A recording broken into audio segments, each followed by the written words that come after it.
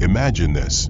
You've built your life from nothing. Every inch of progress earned through sweat, silence, and 100 locked doors you had to force open just to be seen.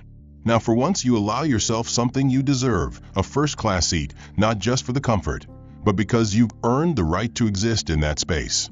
You walk onto the plane, dressed with quiet authority, eyes forward, heart steady. But the moment your skin enters that cabin, something shifts. The smiles become strained.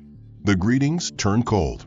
You're asked to show your ticket again. You're told there's been a mistake, a reassignment, a policy change. It's never shouted. It's never overt. But it's clear. You don't belong here, not in their eyes. Not in this cabin. Not in this sky. And the worst part? No one else seems to notice. Or maybe they do, and they just decide not to care. You're the only black man in first class. And somehow, that becomes a problem without anyone saying a word. But you don't push back. You don't raise your voice. You sit. You wait. You let them show who they are. Because sometimes, silence is the sharpest blade in the room. This isn't just another flight. It's the beginning of a reckoning 35,000 feet in the air. A slow unraveling of assumptions, power, and prejudice. And when the truth lands, it won't be quiet. If you're watching this, hit like, subscribe, and turn on notifications, because what happens next will stay with you long after the plane touches down. What part of this hits you hardest? What would you have done in his place? And where in the world are you watching from? Drop your thoughts in the comments below. We're reading every one. Malik Greaves walked toward Gate C9 with a quiet confidence of someone who had fought for every inch of his success. Wearing a finely tailored wool coat and carrying nothing but a leather laptop bag. He looked every bit the man he had spent the last 20 years becoming. Yet, as he reached the front of the priority boarding lane and handed his boarding pass to the flight attendant stationed there, something familiar tightened in his chest, a sensation he had long ago learned to recognize. Anticipation laced with apprehension. The woman's uniform was crisp, her posture stiff with practiced control, and her eyes, sharp and calculating, landed on his name with a flash of hesitation before lifting to meet his. Her name tag read Trina Voss. She wore a smile that appeared trained rather than genuine, and when she scanned his ticket and read aloud to a first class, the shift in her expression was as immediate as it was subtle. "Please hold on a moment, sir," she said, her tone tight with something she didn't bother to hide.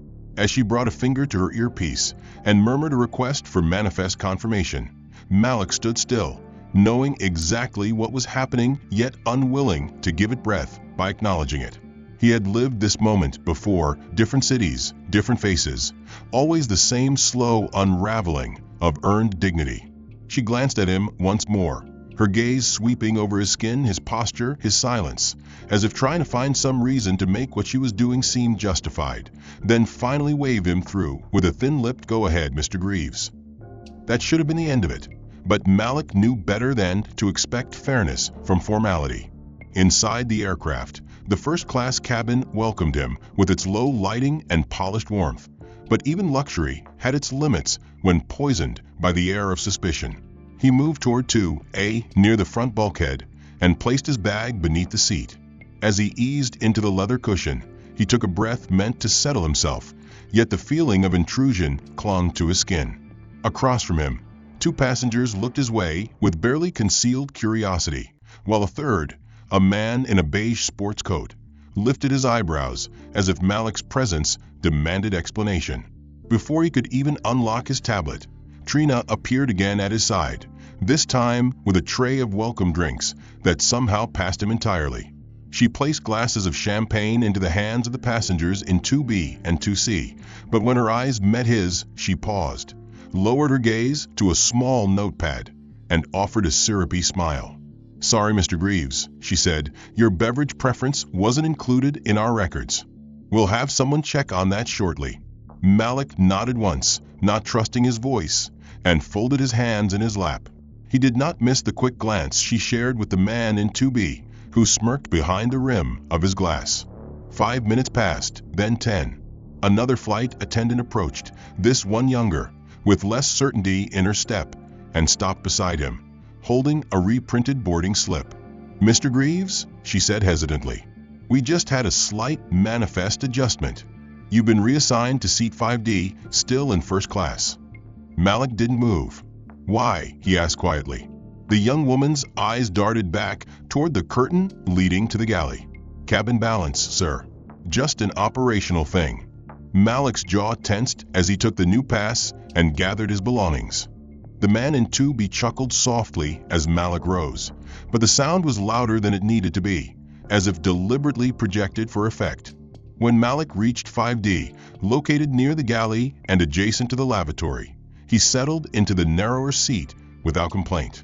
The overhead light above him flickered for a moment before turning off completely. He pressed the call button once. No one came. From his new vantage point, Malik could see the cabin like a stage play, Trina gliding smoothly between rows, offering select passengers extra napkins, refills, a blanket here, a wine list there. But when she passed his row, her eyes skimmed over him as if he were part of the seat cushion. No eye contact, no acknowledgement. He was, by all appearances, not there. A man across the aisle leaned toward him slightly, then hesitated, reconsidered, and returned to his seat as though whatever question he had about Malik's relocation was not worth the awkwardness of asking it. Malik stared forward and thought of all the flights he had taken. Meetings closed at 35,000 feet, contracts signed in midair, deals that helped build the very industry that now disrespected him in whispers. Trina returned once more, this time to offer hot towels. Again, she skipped his row. He watched her distribute them one by one, always with a smile, a word, a warm tone that never reached his ears. When she reached the row behind him, he heard her laugh softly at a joke. He shifted slightly, his back stiffening. The woman was not just ignoring him, she was erasing him. That realization stung deeper than insult. It reminded him of boardrooms where his input had been attributed to someone else, of introductions where he had been mistaken for security, of entire conversations held around him as if he were furniture with a pulse. Then, as if to twist the knife, another flight attendant stopped by with a tray of beverages and glanced down at Malik's seat. "Sparkling water for Mr. Greaves?" she asked. Trina appeared behind her, her voice clipped. "No, that's a mislabel. He didn't request anything." The tray disappeared without pause. Malik turned his face toward the window. Outside, the last light of dusk was fading over the wing. Inside, he was being methodically disassembled, status revoked not by policy, but by perception. Malik sat still in 5D, his body relaxed on the surface, but tense beneath, as though each breath had to push past 1,000 invisible walls. The hum of the aircraft dulled around him, a gentle white noise masking the quiet unraveling of his presence. The reassignment from 2A hadn't just changed his seat, it had marked the beginning of a campaign, slow and deliberate, to unmake him, to shrink him down into something forgettable. When the in-flight announcements began, the familiar chime echoed through the cabin, and Trina's voice emerged from the speakers, bright and sterile. "We'd like to welcome our first-class passengers aboard Flight 1140 to Seattle," she chirped. "Special greetings to our Executive Circle members, Mr. Thompson in 1A, Ms. Rivera in 3C, and Mr. Graves in 2B. Malik blinked. Graves? For a split second, he thought he misheard. But then it came again, clear, casual, and completely wrong. Malik Greaves had become Mr. Graves, with one offhand misstatement, and not a soul corrected it. He looked down at his boarding pass, still tucked inside the leather sleeve in his jacket pocket. His name was there, printed in bold, Malik Greaves. But on Trina's tongue, it had become something else, something less precise, less individual, more dismissible. He considered pressing the call button again to clarify the error, but the memory of being ignored earlier sat like a weight on his chest. He knew the script. If he spoke up, they'd say it was a mistake, an honest one, and that Graves was close enough. He knew what came next, that tone of apology too polished to be sincere, followed by a condescending smile that said, "You really made a fuss over that?" So he said nothing. Instead, he watched as Trina walked down the aisle again, this time carrying a guest list tablet used to cross-reference elite passengers and flag profiles. As she passed 5D, she stopped briefly, not to look at him, but to scroll, frown, and then tilt the screen toward her junior attendant. The younger woman glanced at it, then at Malik, then gave a small, uncertain nod. "I thought he was 2A, the junior whispered. Trina's lips barely moved. "He was moved," she replied coldly. "No VIP markers. Probably a miscode." That phrase, miscode, hit Malik harder than he expected. It wasn't just a technical error. It was a quiet institutional invalidation. Somewhere between the check-in terminal and C2A, he had gone from being a valued passenger to an anomaly. The junior attendant returned 10 minutes later with a set of printed nameplates meant for tray tables, a courtesy for premium clients. She placed one at the empty seat beside Malik that read Mr. Eckhart, and skipped over his row entirely. It was a gesture so small it might have been missed by anyone else. But Malik didn't miss it. He had built his company on logistics, on detail, on data. He knew the value of small systems and the weight of silent choices. In this world, erasure didn't require shouting. It only required quiet repetition. The in-flight crew began their first service round shortly after takeoff. A cart approached from the front, gleaming with wine bottles, cloth napkins, and signature plates. Trina led the service for rows 1 through 4, while the junior attendant handled the rest. When she arrived at Malik's row, she hesitated and checked her notes. "Mr. Graves?" she asked. Malik opened his mouth to speak, to correct her gently, but before he could respond, Trina's voice echoed sharply from behind. "That's correct. Go ahead." The young attendant nodded and placed a tray in front of him without eye contact. The placard on the tray read Passenger 5D. No name, no greeting, no human connection. As Malik picked at the grilled chicken laid neatly on the plate, he noticed something else. The passengers in the forward rows received menus and were asked for their meal preferences, while he had been given the standard default. It was small, but again it was deliberate. He reached for the small bottle of hot sauce he'd always kept in his carry-on, a comfort habit from long-haul flights. And the moment he did, Trina appeared beside him like a shadow. "Sir," she said, "just be mindful we don't allow external condiments in the cabin. Security policy." Malik looked up, his hand still on the bottle. "I've flown with this airline more than 20 times. That's never been a problem."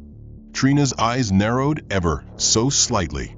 "Well, sir, that's the current policy." He stared at her for a moment, then slowly slid the bottle back into his bag without another word. It wasn't about the hot sauce. It was about the control. It always was. The power to say, "You don't belong," without ever using those words.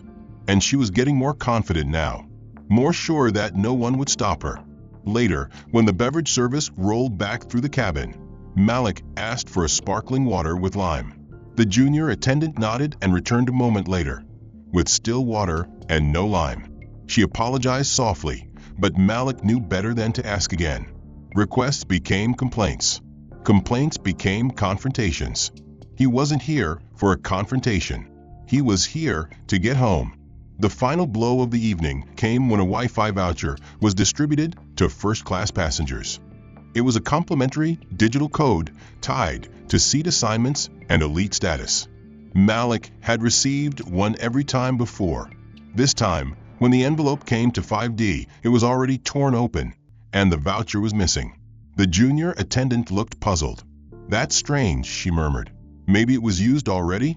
Then she checked her list and said, "I'm not showing your name on the premium roster anyway. Might have been flagged for economy code share." That was the moment Malik stopped pretending he didn't feel it. They had stripped his name, his tier status, his seat, and his ability to speak without consequence. He wasn't being ignored. He was being reconstructed, remodeled into a version of himself that fit their assumptions better. A quiet, compliant, low-tier traveler with no reason to expect anything. He leaned back into his seat, folded his arms, and stared straight ahead. He felt the truth dig deeper into his chest. The plane had left the ground, but he was the only one on board who had been quietly grounded. The world outside the window had long since faded into darkness, but inside the cabin, a different kind of visibility intensified, one where silence carried weight and glances turned into verdicts. He felt the subtle shift around him, as if the cabin had recalibrated itself, not to accommodate him, but to circle him like a foreign object. He knew the playbook: isolate the subject, downgrade his standing, then wait for the collective to absorb the signal and respond accordingly. And they did, gradually, almost imperceptibly, yet unmistakably.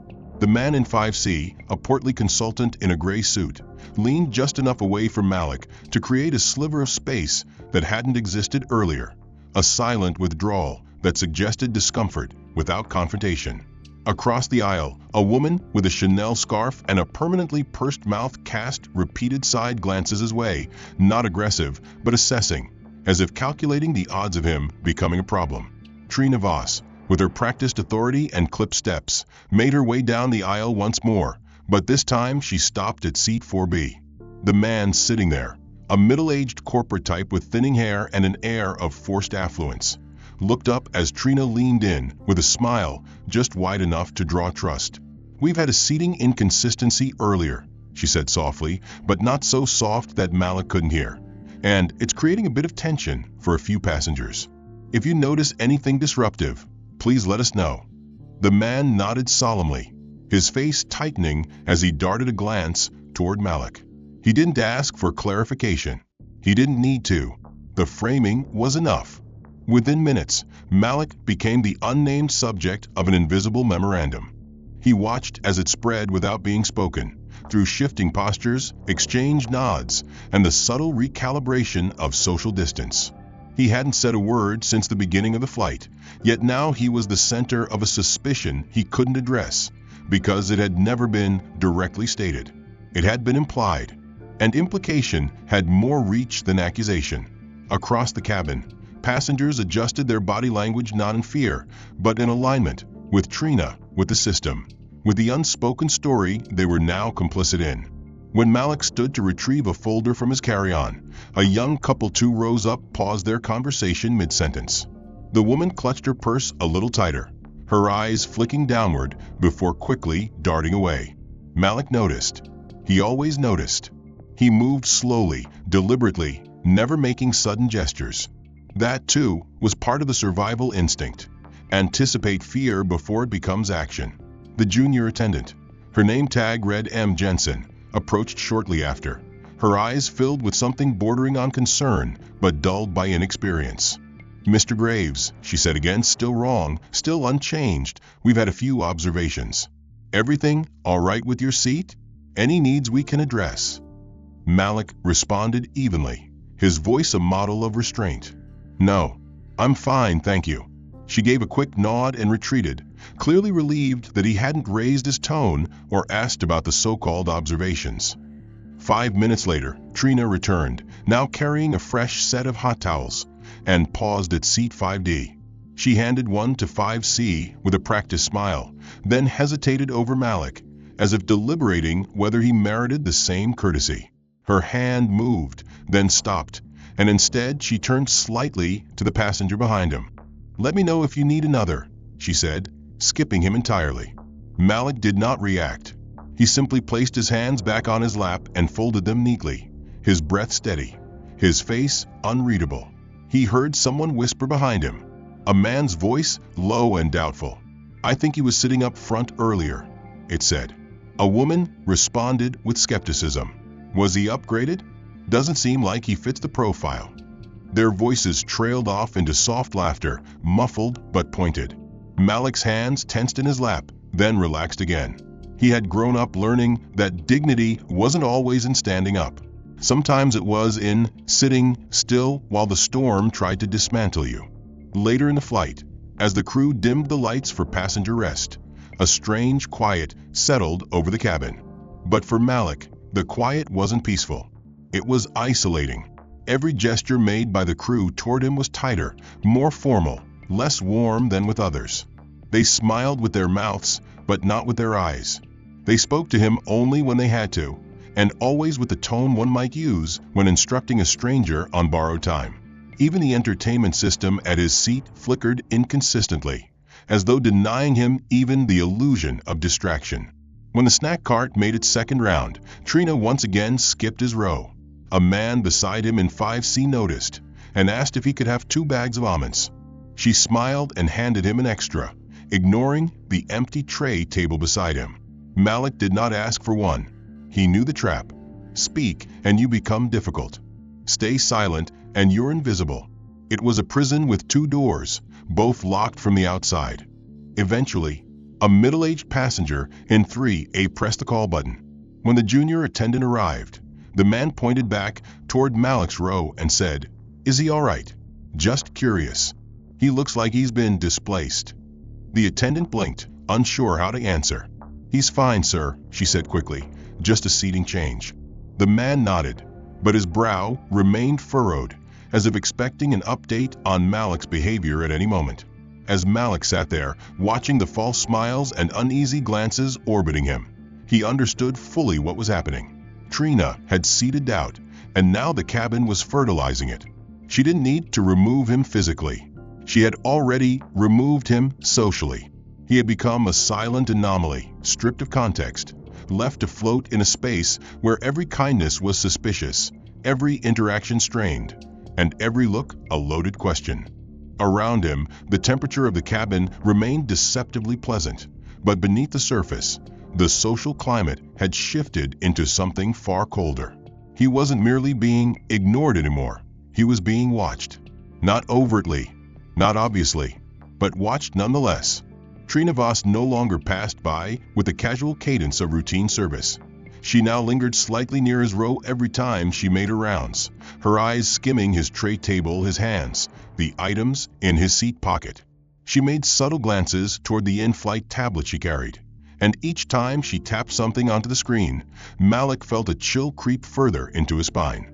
The junior flight attendant, M. Jensen, became quieter in her tone toward him, more formal, almost rehearsed.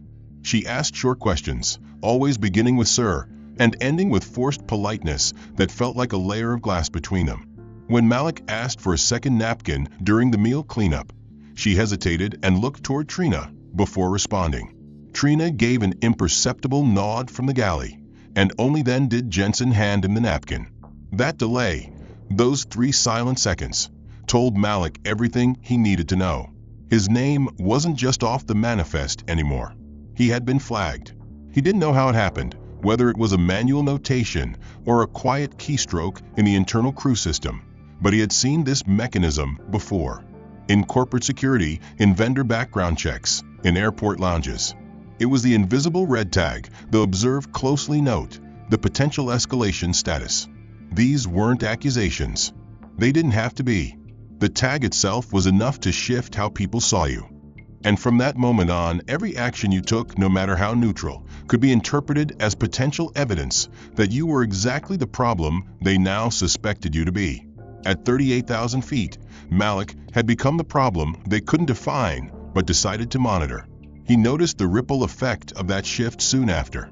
A man 2 rows ahead leaned back slightly in his seat and, with a subtle tilt of his phone, angled his front camera as if checking his hair. But the lens caught Malik directly behind him. The screen blinked.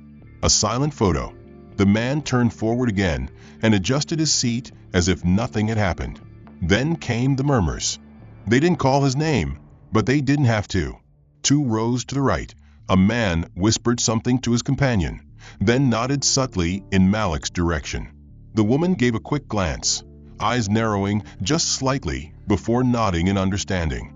That kind of communication needed no translation. They didn't know why they were supposed to feel uneasy, but the cues had been given, and they followed. Malik's very stillness became suspicious. His silence became unsettling. His refusal to engage after being excluded was suddenly reframed as aloof, defensive, possibly aggressive. The tipping point arrived 30 minutes into the second service rotation. Malik stood to stretch, something any passenger might do after several hours in the air, and walked to the lavatory. As he waited outside, he kept his arms crossed casually and glanced at the emergency instruction diagram posted on the wall beside the door. 2 minutes later, Trina appeared from the galley and gave him a tight smile. "Sir, everything all right?" she asked, voice neutral, tone loaded. Malik turned slowly and nodded once. "Yes. Just waiting my turn." Her smile didn't deepen. She gave a curt nod and turned away, but she didn't return to the galley. Instead, she hovered in the service area, just within view. When the lavatory door opened and Malik entered, she leaned toward the intercom and pressed a button. He couldn't hear what she said, but the tone in her voice was unmistakable, low, deliberate, meant to relay something to someone. Back in his seat 5 minutes later, Malik noticed the cabin purser, the senior officer responsible for the crew, walking down the aisle with a tablet in hand. He stopped momentarily in the galley, looked toward Malik's row, then tapped on the screen. The junior attendant whispered something to him, her voice too low to decipher. He didn't smile. He simply nodded, pressed 2 buttons, and walked away. Malik felt his jaw tighten, though he kept his face calm. That was the moment he understood the full weight of what had happened. He had been officially categorized, not loudly, not in words, but in system logic. The cabin purser's tablet was likely linked to the central manifest, and now his name, misspelled or not, was accompanied by a status flag. Maybe it read "Observe." Maybe "Monitor for behavior." Maybe even potentially "Disruptive," the vaguest and most dangerous label of all. He had seen reports like that in executive briefings, always buried in HR footnotes, always worded with enough ambiguity to escape liability, but always damning in how they shaped perception. From that point on, the flight crew spoke to him only when necessary. The junior attendant now referred to him only by seat number. Trina stopped addressing him directly altogether. His request for a blanket was forgotten. His call button remained unanswered. The Wi-Fi signal that had worked perfectly earlier now produced an error screen whenever he tried to connect. Access restricted. He tried a second time, then a third, but the message remained. Even the environment around him began to respond to the flag. Passengers who had previously ignored him now observed him with quiet alertness.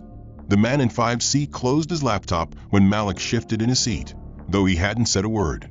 The woman behind him asked a crew member if she could change seats for more quiet.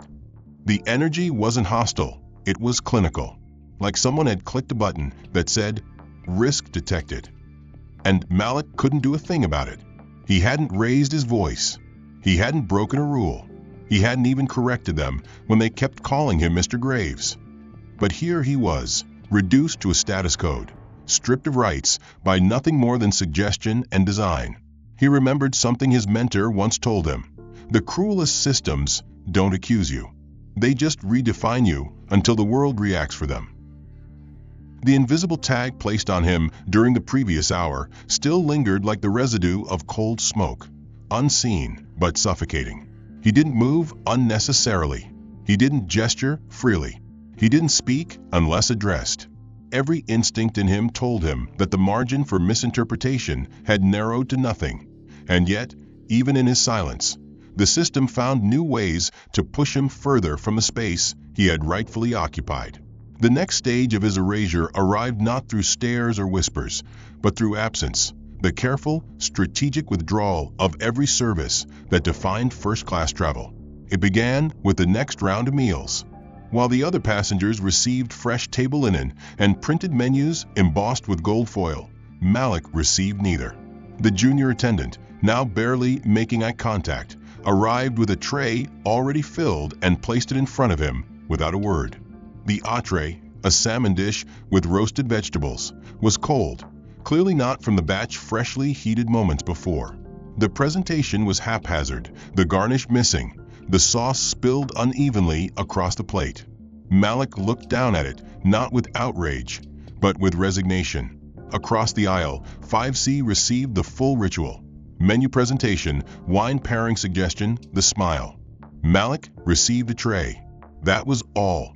When he raised a hand, not to complain, but simply to request the menu, Trina Voss appeared again as if summoned by radar. "Yes?" she asked, her voice crisp but sharp enough to cut. Malik nodded at the empty spot on his tray table. "I wasn't given a menu." Trina tilted her head slightly and replied without hesitation. "The menus are provided during priority meal selections. As your seat is part of a reassigned row, your meal was pre-allocated." The statement, though delivered in perfect corporate cadence, was a fabrication. Malik knew it. She knew it, but it was said aloud, and that made it protocol. He responded with a single nod and lowered his eyes to the food. When the wine cart came through, Malik watched as passengers were offered glasses based on their selections. The passenger across the aisle requested a specific Merlot and received it with a nod. Malik asked for a simple glass of red. The junior attendant checked her list and shook her head. "Sorry, that option isn't available for your row," she said. Moments later, she handed the same wine to a passenger behind him. Malik said nothing.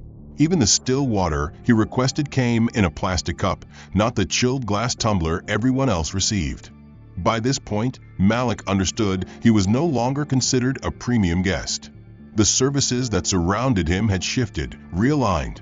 What he experienced now was not a mistake.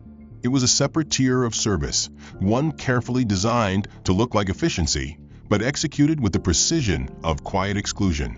When the sleep kits were distributed, those small touches of first-class luxury containing silk eye masks, premium socks, and designer moisturizers, Trina carried the basket past him without pause.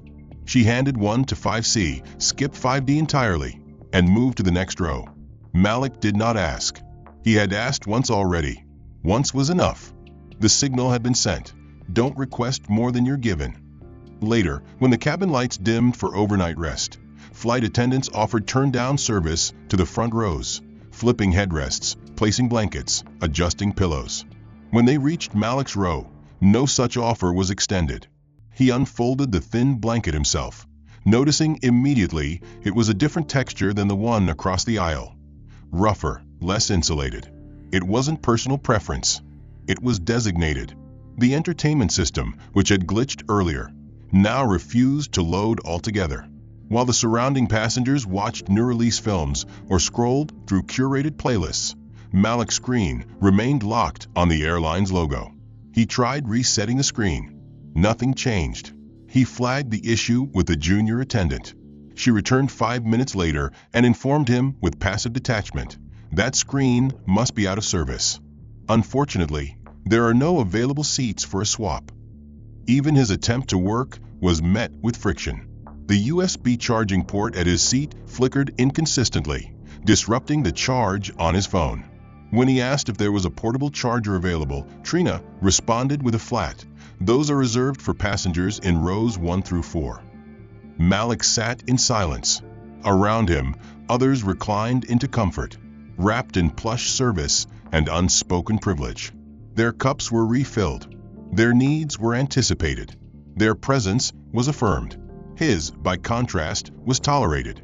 Nothing about this was accidental. Every minor denial was a thread in the larger pattern, a system of micro-denials designed to remind him of the message. You may have entered this space, but it was never intended for you. He watched as the man in 5C asked for a cappuccino. The attendant brought it promptly with a small biscotti on a saucer. Malik, out of quiet curiosity, asked if he could have a black coffee. Trina looked down at him, then back at her cart. "We've just run out, sir. I can bring you instant if you'd like." Across the aisle, the couple in 4D and 4E were each served fresh espresso 2 minutes later. It was no longer about errors. It was orchestration. Eventually, a new flight attendant, one who hadn't interacted with Malik yet, approached the row to offer additional blankets. When she saw Malik sitting up, clearly without one, she reached for her basket. Before she could offer, Trina passed behind her and gave a single subtle shake of her head. The new attendant paused, then redirected toward another row. Malik caught the entire exchange. The lie was no longer procedural. It had become contagious. He didn't speak for the rest of the meal service. He didn't attempt to make eye contact. He knew better. Any effort to assert normalcy would be read as disruption. Any correction would be framed as escalation. So he sat still, deprived of every comfort his ticket had promised, but stripped in a way no refund could correct. The comfort-based discrimination he had endured quietly for hours was no longer operating in isolation. It had now begun to influence the very atmosphere around him, infecting the minds of other passengers through carefully curated suggestion, subtle framing, and repeated exposure to manipulated behavior. The lie, once whispered behind doors and beneath policy, had now begun to echo in the minds of others, not because it was true, but because it had been repeated often enough, silently enough, and with just enough authority to feel justified. Trina Voss didn't have to speak openly anymore. She had already done her part. She had built the narrative. Now, all she had to do was let the cabin carry it for her. As the lights dimmed to simulate nightfall and passengers shifted into rest mode, Malik noticed something unspoken settle over the cabin, a collective decision to regard him as other, not through confrontation, but through omission, the most socially acceptable form of cowardice.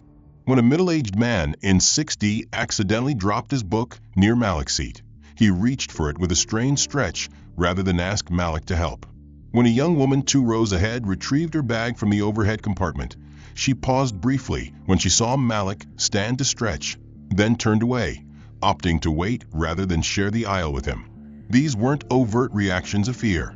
They were the learned reflexes of a crowd that had absorbed the suggestion. This man should be given distance. Trina reinforced the narrative with the precision of a seasoned manipulator. When a passenger behind Malik asked for help adjusting his seat controls, Trina responded quickly, warmly, with the casual ease of trust. When she passed Malik's row, she slowed just enough to check if he was awake, without making eye contact, then continued on, stiff and silent. To anyone watching, the pattern seemed normal, maybe even polite. To Malik, it was choreography. The junior attendant had also changed. Earlier in the flight, she had hesitated, looked uncomfortable, even uncertain about the treatment Malik was receiving. But now she carried herself with the practiced neutrality of someone who had chosen not to question the system. When she approached Malik's row to offer water, she did so without a word, without eye contact, and without the usual, "Sir, can I get you anything else?" She placed the cup on the armrest with the kind of mechanical detachment one might use when placing an item beside a sleeping stranger on a park bench. The passengers around Malik continued to engage in their personal rituals, adjusting blankets, watching movies, browsing magazines, but always with an extra edge of self-awareness when he moved. When Malik reached for his bag under the seat, the man beside him in 5C tensed slightly. When he stood to stretch a second time, a woman behind him placed a hand on her purse instinctively. No one said anything. No one made a scene. But the reaction was consistent and unmistakable. A deeper shift occurred when Malik's name came up again, wrong as always. During a cabin-wide announcement for immigration form distribution, Trina read from a list of names. Forms are available for Executive Circle members. Mr. Langston, Ms. Cho, Mr. Graves. She paused only slightly before continuing. The misnaming wasn't an accident anymore. It was a tool. With each repetition, Graves became someone else, someone without status, without place, without history. That false name was easier to distrust. Malik sat motionless, absorbing the atmosphere like a sponge, cataloging the shifting behaviors, the new hesitations, the defensive postures forming in the rows around him. People had begun to act not as individuals, but as a collective, shaped not by their own knowledge, but by the inferences seeded carefully by Trina and watered by repetition. He understood then that he was no longer being targeted as a person. He had become a role, a symbol, a quiet warning passed down the cabin through looks, tone, and implication. He could hear 2 passengers speaking in low voices several rows ahead, their conversation just audible enough to make out snippets. "Did you notice that guy in 5D? Seems tense." "Yeah, I thought so too. Didn't he get moved from up front?" "Something must have happened. You don't get reassigned for no reason." The final sentence sat heavy in the air like a dropped weight. That was the trap. No one had seen Malik do anything, but they had seen him treated differently, and that was enough for them to assume he had caused it. Trina walked down the aisle again with a tray of warm towels. She offered one to 5C, then paused at 5D. Her voice, flat and cool, said, "Would you like one, Mr. Graves?" Malik nodded once. "Yes, thank you." She handed it to him without further acknowledgement and continued down the aisle, stopping again to chat briefly with a white-haired gentleman in 6A about his wine selection. Malik unfolded the towel slowly. The warmth against his skin felt like irony. The final shift came when a passenger in 4B raised a hand to ask for assistance. The call button had not worked, so the man flagged Trina directly. She approached, and he leaned in slightly, his voice quiet but just loud enough to reach Malik's ears. "I don't want to make a big deal," the man began, "but the gentleman in 5D, he hasn't really said anything all flight, but I don't know. Something feels off. Can you make sure he's not, upset?" Trina nodded sympathetically, masking her satisfaction behind professional concern. "Of course, sir," she replied. "We're keeping an eye on him. Let me know if anything changes." He hadn't spoken to a soul in over 40 minutes, yet the tension surrounding his presence intensified by the minute, as if the silence itself confirmed everyone's worst assumptions. The passengers nearby had adopted a kind of mechanical choreography, deliberately looking past him, walking slightly wider arcs around his row, and avoiding any shared moment that might imply mutual recognition. It wasn't just rejection, it was forced invisibility. He no longer belonged to their version of this flight. His image didn't match the portrait of comfort they paid for. He didn't fit. He wasn't wanted. And now the environment was adjusting accordingly. The first malfunction arrived as Malik reached for the reading light above his seat. It didn't respond. He pressed the button again. Still nothing. The panel remained dim. He looked across the aisle. Others had functional lights. He checked the air nozzle, twisted it clockwise, then counterclockwise. No flow. No resistance. No cool air. It had been disabled or reassigned. He considered flagging a crew member, but the memory of past dismissal flashed behind his eyes like static. The pattern was too familiar. Raise your hand and become a problem. Stay quiet and become invisible. So he remained still, shrouded in half-darkness, heat building along his collar as the circulation around him dulled into warm stagnation. Across the aisle, a woman sneezed. Her seatmate offered her a tissue. Trina appeared within seconds, offered tea, a lemon slice, and a soft expression of concern. 3 rows back, a toddler whimpered softly in her sleep, and a crew member crouched beside the mother to whisper assistance. Meanwhile, Malik pressed his thumb and forefinger against his eyes, trying to push back the rising pressure in his temples caused not by altitude, but by the prolonged state of suppression. Nothing physical held him down, and yet he had never felt so constrained. The drink cart passed his row again. Trina glanced his way, made no verbal offer, and moved on. Malik could see the cans and glasses clinking lightly in the overhead drawer, untouched and just out of reach. He didn't ask. His mouth was dry, his throat rough from recirculated air and the exhaustion of restraint. But thirst was easier to endure than further degradation. When the captain made an announcement over the intercom about turbulence ahead, Malik instinctively checked the seatbelt light, already fastened. But moments later, the junior attendant appeared and stopped in front of his row, holding a small tablet. "Excuse me, Mr. Graves," she said again, using the name like a label. "We're asking passengers in rows 5 and 6 to remain seated for safety." Her tone was firm but not impolite. She didn't wait for a response before she moved on. Malik blinked. She hadn't told anyone else in his row that message. Only him. No turbulence arrived. No shaking. The flight remained smooth. He understood the message. Don't move. Don't be seen. Don't be heard. Several passengers had now shifted their attention toward him, not with curiosity, but with wariness. A woman in 4C pulled her blanket tighter and leaned away. The man behind her adjusted his seat forward, increasing the physical gap between them. A boy around 12 peeked over his mother's shoulder at Malik and whispered something. The mother turned her head, eyes sharp, and said quietly, "Don't stare." Not because it was rude, but because it felt dangerous. The final cruelty came not from Trina, not from the crew, but from the crowd itself. When a flight attendant moved up the aisle and asked a general question, "Does anyone need assistance?" Malik opened his mouth slightly, prepared to speak, but the question had already passed his row. The woman in 5C answered. So did the man in 6D. No one looked at him. No one asked if he was okay. In fact, Their eyes skipped over him, like scanning a page with missing text. He had become a blank space in the manifest of attention. Eventually, the lights dimmed further. Passengers began to doze, heads tilted to one side, eyes closed behind silk masks. Malik remained upright.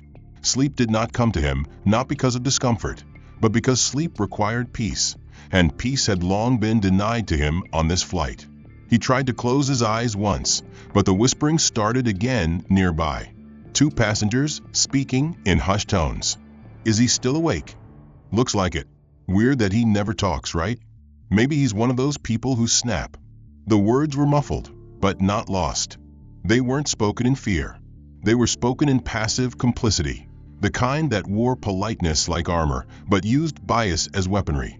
Across the cabin, Trina Voss stood near the galley, her arms folded behind her back, speaking in hushed tones to the purser. The confidence in her posture had grown, but it was the type of confidence that came from assumption, not awareness. She had won in her mind. The man in 5D had been neutralized, forgotten, minimized. She had shaped the perception of the passengers around him until he became a cautionary tale, a ghost in a suit. But what she didn't know, what no one yet understood, was that the man she had erased was watching her, not with resentment, but with precision.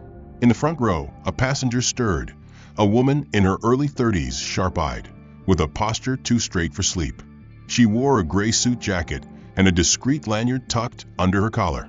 Her name was Jenna Hollis, and though most of the crew had dismissed her as another quiet premium traveler, she wasn't just watching this flight, she was evaluating it. She worked for the airline's executive compliance division, flying incognito to assess customer experience under extreme conditions. She had seen small infractions before, missed greetings over booked rows, impatient tone, but what she had observed tonight, especially in row 5D, wasn't a misstep. It was orchestrated bias. Jenna had noticed everything, from the seating reassignment to the missing amenities, from the whispered exchanges to the careful avoidance of the passenger's name. She hadn't interfered. Her role wasn't to intervene in real time, but she had logged every moment. And now, she prepared to do something she had never done mid-flight before: contact the executive board directly. As Jenna typed a secure message on her airline-issued tablet, the screen pulsed twice, confirming delivery. The subject line was simple: urgent passenger misconduct report, flight 1140. Inside the message were time-stamped entries, specific crew behaviors, policy violations, and one bold line at the end: immediate review requested. Subject: Malik Greaves. In the cockpit, Captain Rourke received the ping first, a soft tone through his comms interface. He tapped the message, read it once, then again. The name struck him immediately. Not just because he recognized it, but because he had attended a leadership summit only 2 months ago where Malik Greaves had been introduced, privately and without public announcement, as the soon-to-be appointed Chief Diversity and Ethics Officer of the airline. His onboarding had been delayed by internal logistics, but his authority, once in position, would be immense. Malik Greaves wasn't just another premium passenger. He was corporate-level oversight, one level below the board, tasked with rooting out precisely the kind of behavior unfolding in row 5. Captain Rourke stood slowly, his face unreadable. He didn't speak to his co-pilot. He didn't call the crew. He simply opened the cockpit door and stepped into the cabin. Malik saw him approach. He didn't move. He didn't blink.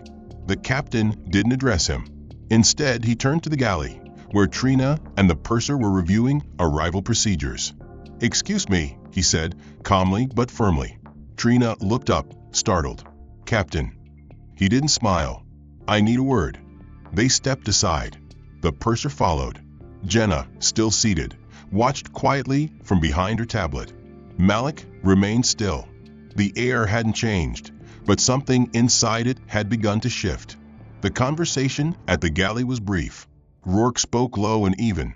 Trina nodded occasionally, offered short responses. Her tone was confident, until he said the name. Malik Greaves. Trina blinked. Her lips parted slightly, but no sound followed. Rourke's voice remained level. "You might want to double-check the manifest. Cross-reference with corporate onboarding." He didn't wait for her reply. He turned and walked back toward the cockpit, stopping briefly at Jenna's row. He made eye contact. She nodded once, silently confirming the message had been sent. Trina stood frozen at the galley door. She tapped her screen, opened the manifest, and ran a silent search. The result loaded instantly. Her face drained of color. Not because she had misread his name, not because she had failed to recognize him, but because she had assumed he didn't matter. Trina Voss still stood at the edge of the galley, the tablet in her hands dimming from inactivity as her mind scrambled to make sense of what she had just seen. Her search had confirmed the name, not Mr. Graves. Not an ordinary traveler mistakenly upgraded. Not a mild-mannered professional easy to sideline. The man in 5D was Malik E. Greaves, slated to assume executive-level control over the department tasked with auditing employee conduct across every level of the airline, including hers, including this flight. And now the narrative she had so carefully spun was fraying at every edge. Across the cabin, Jenna Hollis adjusted in her seat and powered down her secure tablet. She didn't look at Malik. She didn't need to. He hadn't spoken a word to her, hadn't acknowledged her presence, but she knew without doubt that he had seen everything, recorded everything, and had chosen silence not out of weakness, but design. Captain Rourke remained in the cockpit, but the ripple he had triggered had not stopped. Messages had begun circulating internally. The chain of command had been alerted. Legal and HR had been notified. The airline's executive board was now aware that Malik Greaves had been mishandled in one of the most visible and traceable environments possible, a live flight with logged passenger data, crew manifests, time-stamped camera footage, and digital communication records. She began walking slowly toward his row, every step heavier than the last. Her face had lost its smug neutrality, now replaced with something tight and uncertain. Passengers nearby noticed the shift in energy. Some adjusted their posture, others stirred, glancing around with the low-level curiosity of people sensing a change they couldn't quite define. Trina stopped beside seat 5D and stood there a moment too long before finally speaking. "Mr. Greaves," she said, her voice clipped, low, and deliberately steady. "Is there anything we can assist you with?" Malik turned his head toward her, not fast, not aggressively, but with the kind of calm that made stillness feel more powerful than motion. He looked at her, really looked, and Trina seemed to shrink under the weight of that gaze. "I'm fine," he said, voice quiet, level, and unmistakably in control. "But I think you might be the one in need of assistance now." Trina's lips parted, but no words emerged. She swallowed. The air seemed to shift around them. The man in 5C glanced sideways, sensing something unraveling. The woman in 4B leaned slightly forward. Malik continued, his tone unchanged. "You've made assumptions," he said, "about who I am, about what I'm worth, about what I'm allowed to expect."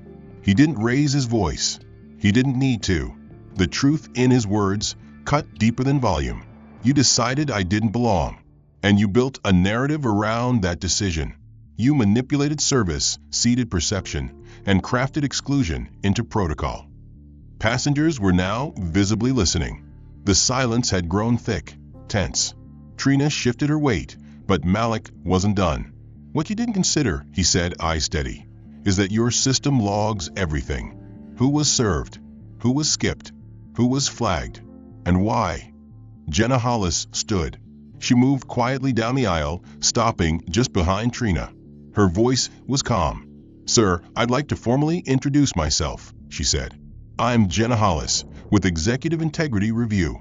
I've been assigned to observe this route under covert compliance evaluation." She turned slightly toward the rest of the cabin, raising her voice just enough to carry. "I can confirm that this passenger's treatment violates multiple protocols, including but not limited to service discrimination, data manipulation, and unauthorized profile flagging." Trina blinked rapidly. I wasn't aware," Jenna cut her off. "You were informed at training that assumptions based on appearance are grounds for disciplinary review. That review begins now." The passengers no longer pretended not to notice. The murmur spread like a wave. Malik remained seated, calm, dignified, and composed, as the cabin slowly rotated around him. The balance had shifted. He hadn't demanded it. He hadn't forced it. He had simply allowed the truth to arrive. Captain Rourke stepped out of the cockpit once more. "Mr. Greaves," he said, offering a subtle but firm nod. "We're aware. We're prepared to act." Malik gave a single nod. "Ensure it's thorough," he said. "Not performative.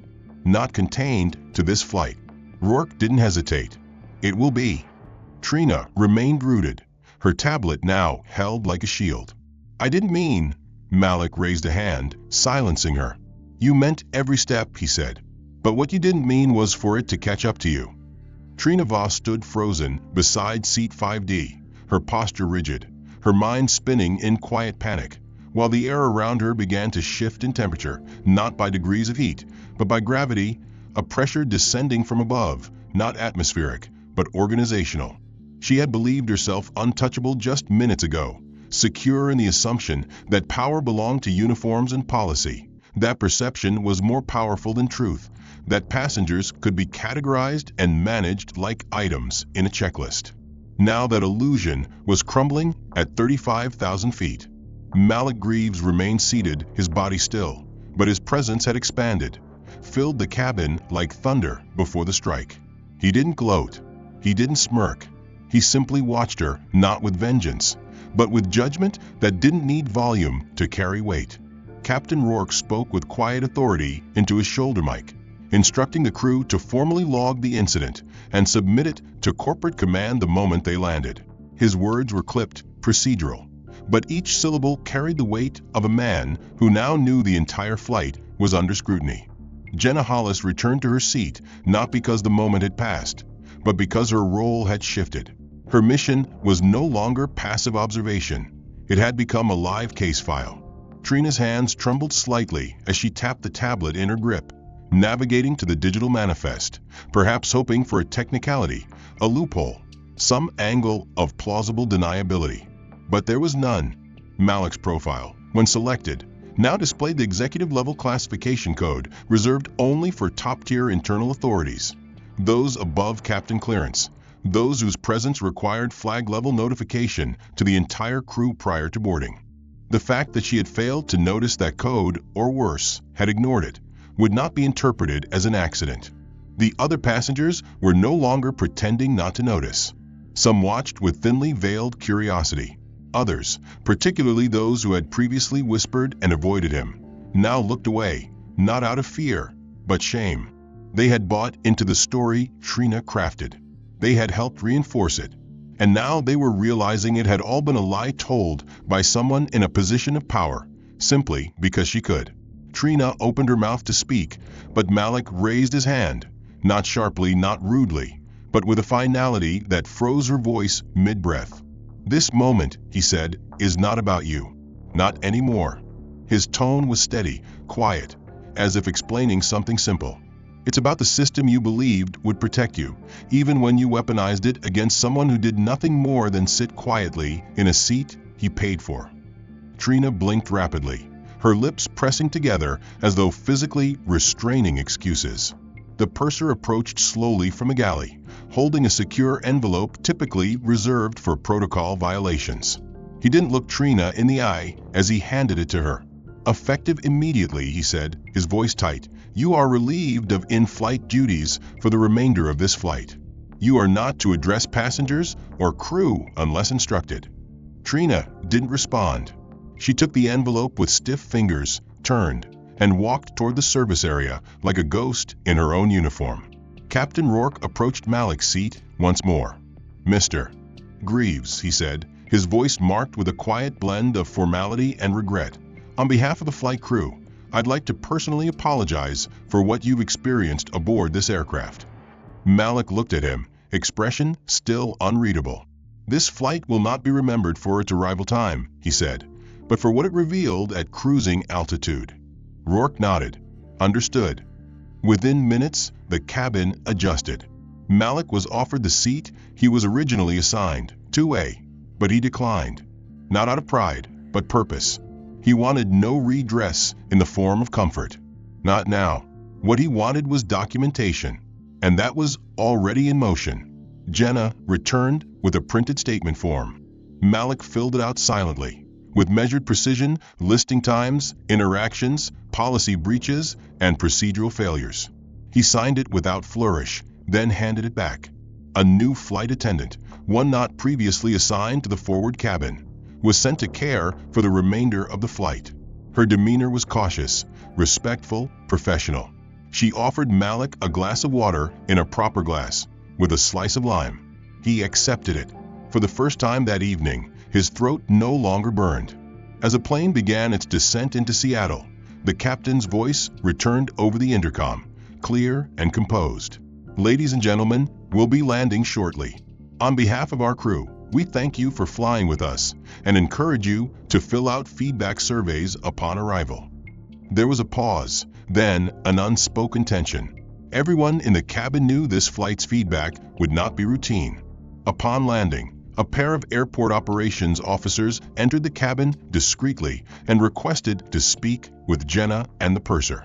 Trina remained seated in the rear galley, her uniform pristine, her expression blank.